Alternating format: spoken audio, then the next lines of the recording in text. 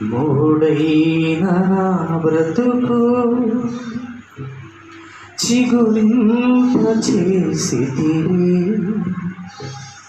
చేదైన నా మనసు మధురముగా మార్చితివి.